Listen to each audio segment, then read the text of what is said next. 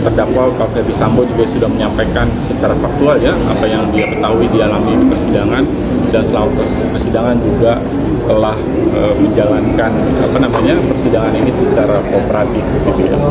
Juga tadi kami singgung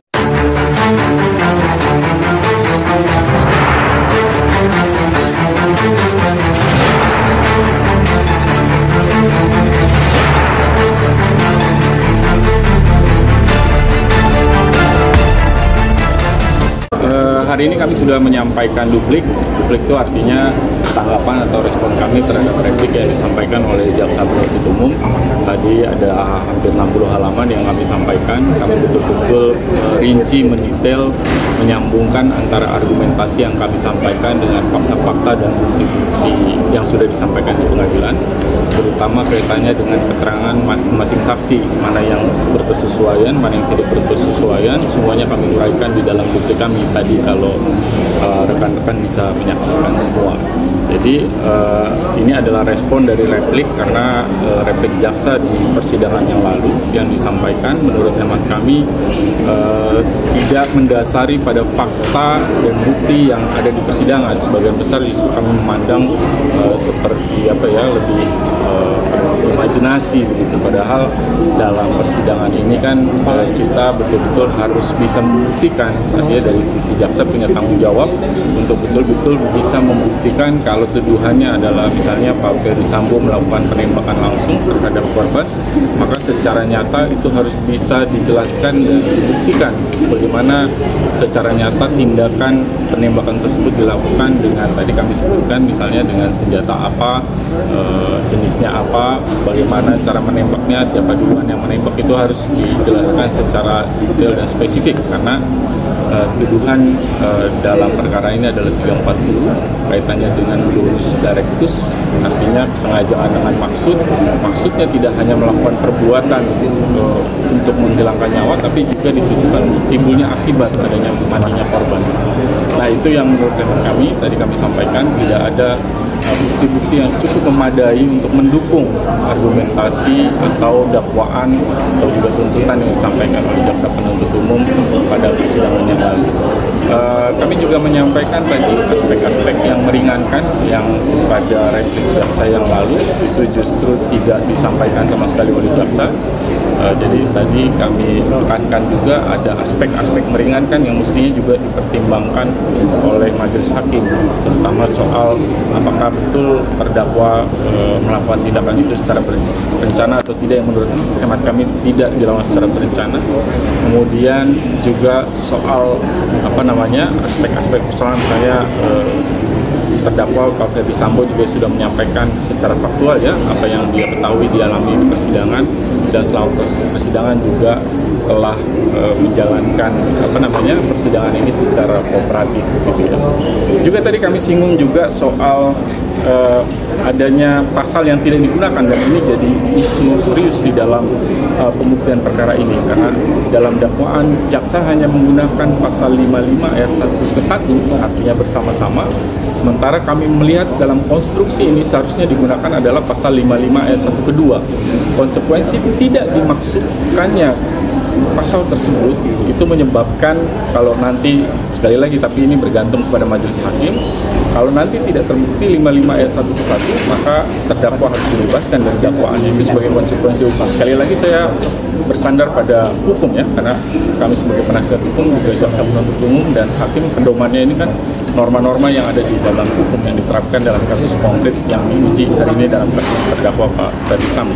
Itu malah terkait vonis tanggal 13 nanti, bagaimana persiapannya dan bagaimana kalau hakim memvonisnya lebih dari putusan jaksa? Saya kira kami yakinlah hakim akan mempertimbangkan dengan sebaik-baiknya semua hal yang sudah disajikan dalam persidangan ini. Artinya hakim tentu kami berharap tidak menutup mata hanya pada satu pihak begitu, kemudian meninggalkan pihak yang lain, tapi betul-betul kami berharap bisa berdiri secara objektif dengan sudut pandang yang objektif, mengambil keputusan yang adil bukan hanya untuk masyarakat, bukan hanya untuk korban, tapi juga terdakwa yang tidak boleh juga ditinggalkan, karena keadilan ini harus keadilan untuk semua, itu prinsipnya.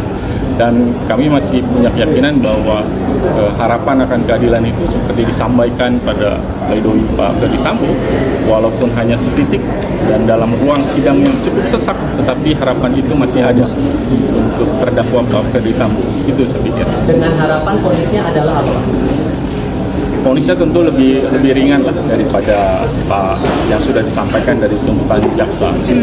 Dan sesuai dengan tadi kami sampaikan di dalam baik pembelaan maupun dalam publik yang kami sampaikan, ada soal juga tadi pasal 55 ayat 1 kedua itu tidak digunakan. Jadi apakah kemudian kita bisa menjatuhkan pidana terhadap seorang pelaku yang tidak didakwakan di dalam surat dakwaan penuntut umum? Secara hukum itu tidak dimungkinkan. Tapi nanti kita lihat bagaimana kemudian hakim akan mengkonstruksikan perkara ini. Sekali lagi harapannya hakim bisa melihat berdasarkan fakta di persidangan, berdasarkan bukti, dan memutus secara adil untuk semua ya, korban, masyarakat, dan juga terdakwa tentu saja. Kalau keadaan psikologis Pak Ferdy Sambo gimana nih Pak? Apalagi mendekati hari dijatuhkan vonis. Ya kalau Pak Sambo, beliau kan sampai dengan awal itu betul-betul fokus ya pada persidangan ini, mengupayakan semaksimal mungkin yang bisa dilakukan dalam rangka mempertahankan hak-haknya dia sebagai terdakwa.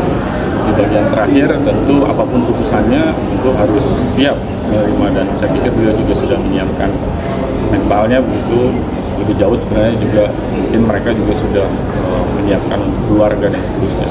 Tapi sekali lagi yang perlu justru bukan dari Pak Ferdy Sambo, yang perlu adalah kepada kita semua ya, baik media, masyarakat, bagaimana memberi kesempatan kepada hakim supaya bisa ada ruang untuk hakim nanti mempertimbangkan secara jernih.